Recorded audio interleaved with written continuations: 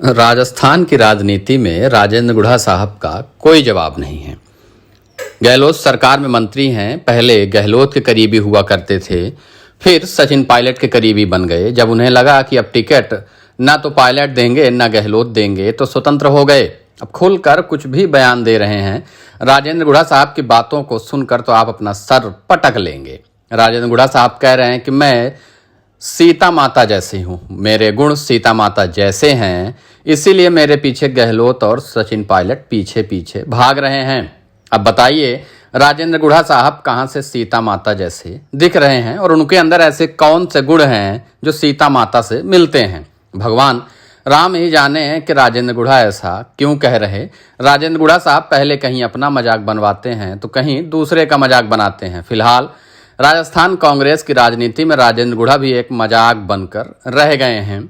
कांग्रेस से अब टिकट नहीं मिलने वाला, बसपा कोई भाव नहीं दे रही, इधर उधर खुद दूसरे पार्टियों के पीछे भाग रहे, कहीं ओवैसी के पीछे तो कहीं छोटे छोटे दलों को इकट्ठा कर रहे।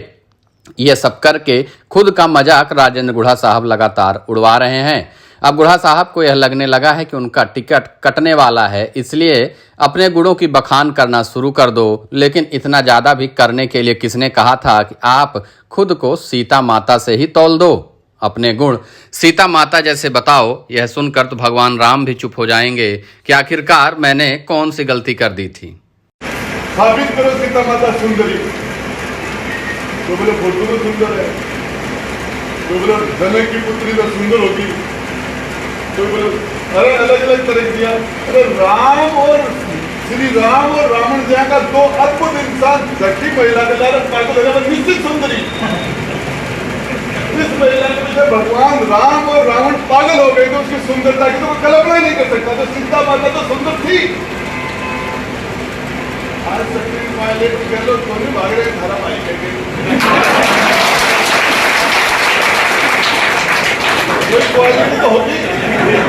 अब राजेंद्र गुढ़ा का यह वीडियो सोशल मीडिया पर इतना तेजी से वायरल हो रहा है कि कुछ कहा नहीं जा सकता।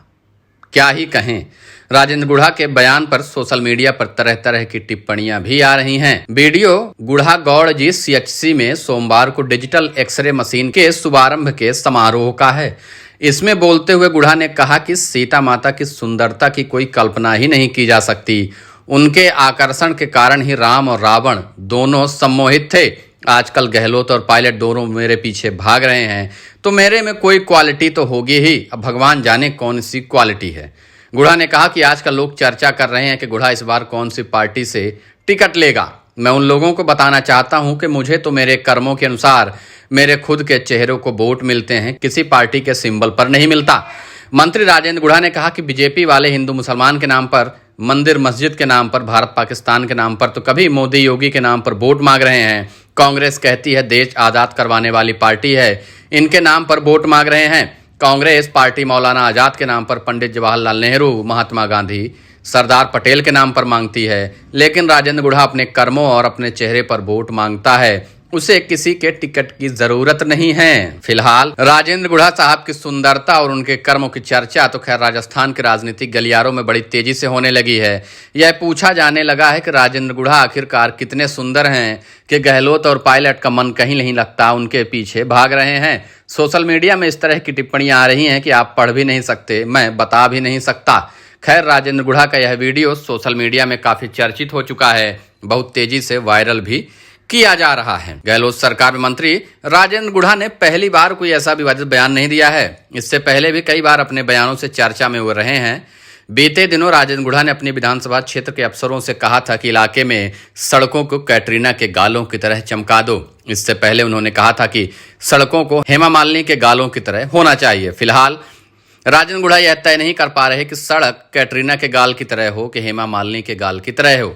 बाद में वो बोले कि हेमा मालिनी तो फिलहाल बुढ़ी हो गई हैं, जवान तो कैटरीना है। इससे पहले एक बार राजेंद्र गुढ़ा ने छात्रों से कहा था कि वो जिस पार्टी से चुनाव लड़ते हैं उसमें प्रतियोगी को फंड नहीं दिया जाता, उससे लिया जाता है। राजेंद्र गुढ़ा ने BSP के टिकट पर चुनाव जीता था, बाद में वो कांग्रेस में चले गए।